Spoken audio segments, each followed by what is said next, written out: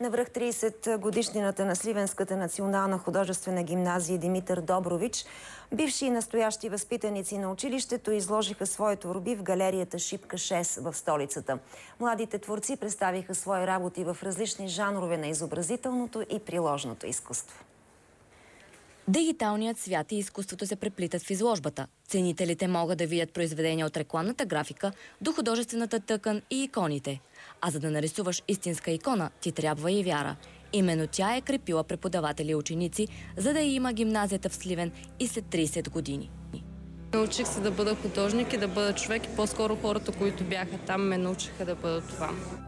И не само на това, защото след гимназията почти никой не се отказва от мечтата си да стане истински художник. Възпитаници, 90% от тях продължават в вузове, в България и в чужбина.